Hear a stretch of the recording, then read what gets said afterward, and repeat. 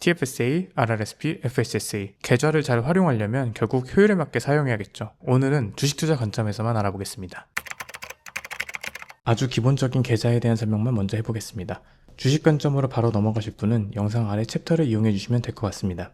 우선 TFSA는 $7,000 추가 공간이 생겼고 만 18세 이상 캐나다 세법상 거주자라는 기본적인 조건이 있는 건 이미 아실 것 같고, 사실 이 영상 보고 계신 분들은 전부 받으실 것 같습니다. 오히려 이런 질문들이 많은데, 따로 TFSA 계좌를 열어본 적이 없다고 하시더라도, 혹은 따로 소득이 없었다고 하더라도 방금 말씀드린 해당 조건에 맞았던 연도마다 계속 룸은 이미 쌓이고 있습니다. 2009년부터 캐나다에서 성인으로 계속 거주하셨다면 지금까지 받은 룸은 총 109,000달러가 되겠네요. 이제 RRSP입니다. 기본 조건은 전년 소득의 18%만큼 올해 룸이 생깁니다. 본인의 룸을 CRA에 들어가셔서 직접 보시는 편이 좋습니다. 그리고 더 정확하게는 본인 소득의 18% 혹은 33,810달러 중에서 더 작은 금액이 올해 생긴 룸의 최대치라고 생각하시면 될 것 같습니다. 소득이 100만 달러라고 하더라도 18%인 18만 달러의 공간을 다 받을 수 있다는 뜻은 아닙니다.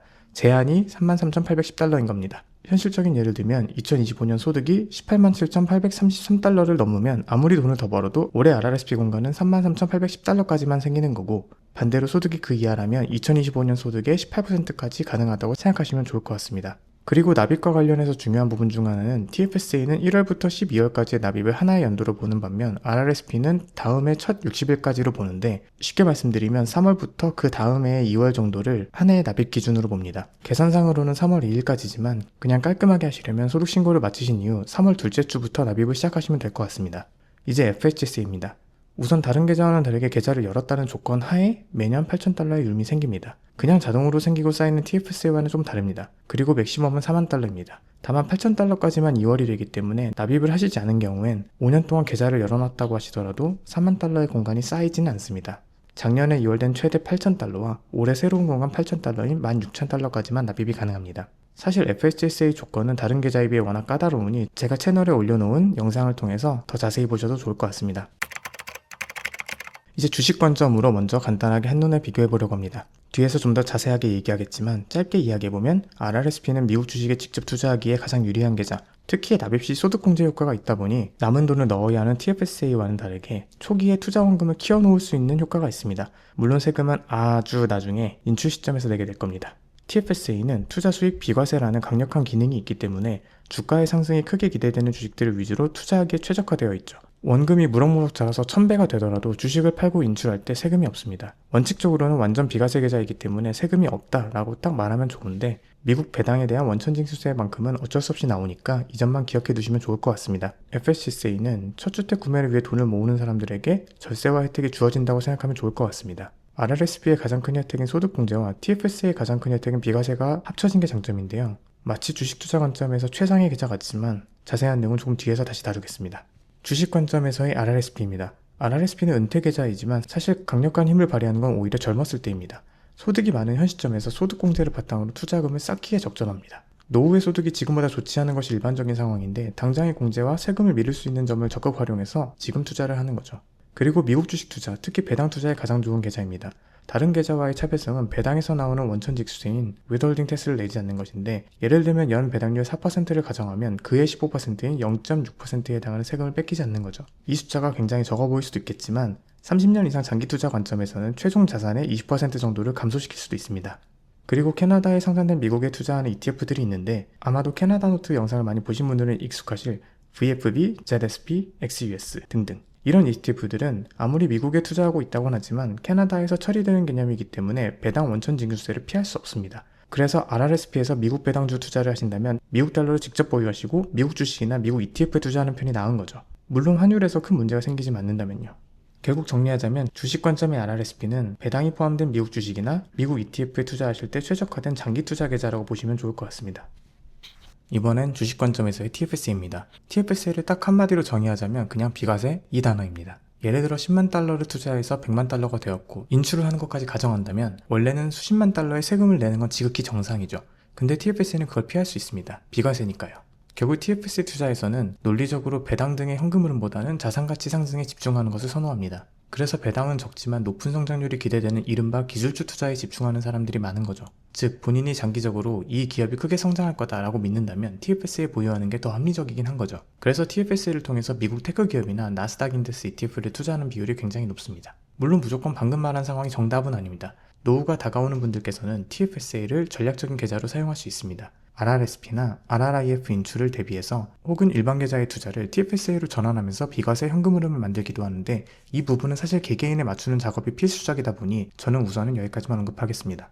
결론적으로는 성장률이 높은 주식에 장기 투자를 해서 나중에 모든 수익을 비과세로 가져가자 라는 목적에 가장 알맞겠네요. 주식 관점에서의 FHSA입니다. 우선 먼저 말씀드리고 싶은 건 FHSA는 첫 직구매 목적이 있을 경우에 확실한 절세 효과가 있습니다. 주식 투자를 장기적으로 하는데 목적의 계좌는 아니지만 물론 일부 중장기 투자에서도 굉장히 효과적인 절세 효과를 만드는 것도 사실입니다. 다만 이 계좌를 무한히 주식 투자에 활용하겠다고 하신다면 15년 이후에는 RRSP로 전환이 되므로 그냥 RRSP 공간을 더 채운 것과 크게 다르지 않습니다. 다만 내가 집을 5년에서 10년 후에 살 것이라고 가정을 한다면 결국 오래 버틸 수 있는 장기 투자를 할 수는 없게 되죠. 기간이 정해져 있는 투자라면 안정성과 예측 가능성을 높여서 변동성을 줄여야 합니다. 인출이 다가오는 시점에 주식시장 상황이 안 좋아져서 낭패를 보면 안 되니까요. 그래서 본인 투자 포트폴리오에서 안정적인 부분을 차지하는 영역을 FHSA에서 하는 것도 합리적인 방법이 될 수 있다고 생각합니다. 예를 들면 확실하고 안정적인 수익이 발생하는 GIC, 예금이나 혹은 그걸 바탕으로 만든 ETF나 채권 ETF 같은 투자도 있겠죠. 어쨌든 첫 집을 구매한다는 확실한 목적성 안에서는 최고의 계좌인 것 같습니다. 그리고 GIC, 예금에 대해서도 조금 더 말할 부분이 있습니다. 예금은 투자라는 개념에서는 물론 아쉽겠지만 상황에 따라서 자산을 지켜주는 강력한 무기가 되기도 합니다. 다만 세금에 대해서는 확실하게 알아두셔야 그 상황을 이용하실 수 있는데요. 일단 예금이라고 생각하면 한국에서는 15.4%라는 기본값이 있죠. 이자소득세 14%와 그의 10%인 지방소득세 1.4%가 붙으니까요. 물론 금융소득 종합과세의 경우는 조금 예외지만 대부분 이 경우에 해당하지 않았을 것이기 때문에 특별히 더 세금을 내신 경험은 없을 겁니다. 하지만 캐나다는 다릅니다. GIC 예금 이자는 일반 소득으로 보시면 됩니다. 본인 소득에서 그냥 종합소득의 개념으로 합쳐지기 때문에 마지널 텍스 레이트, 즉 이자에 대한 세금을 본인의 가장 높은 한계세율로 봐야 합니다. 만약 소득이 10만 달러가 넘고 한계세율이 40% 정도에 육박한다면 일반 계좌에서 예금 이자를 받으실 경우 이 구간부터 해당하는 세금으로 내시게 되는 거죠. 그래서 일반 계좌에서 예금을 하면 세금 효율이 정말 안 좋습니다. 제가 금융기관이나 은행의 투자 전문가가 아니니 상품에 대한 이야기는 자세히 못 드리겠지만 그래도 세금 방식은 이해해 두시면 무조건 좋을 것 같습니다. 이제 각각 계좌의 관점에서 GIC를 바라보겠습니다. RRSP는 과세를 이연하는 개념이기 때문에 어느 정도 합리적일 수 있겠습니다. 본인이 직접 세금을 연 단위로 조정할 수 있으니까요. TFSA에서는 이자도 당연히 비과세입니다. 그래서 TFSA에서 예금을 하면 가장 좋을 것 같다는 생각이 들겠지만 사실 TFSA 공간이 아직 비어 있다면 앞서 말씀드렸듯이 다른 투자를 우선시해 두는 게 더 합리적이겠죠.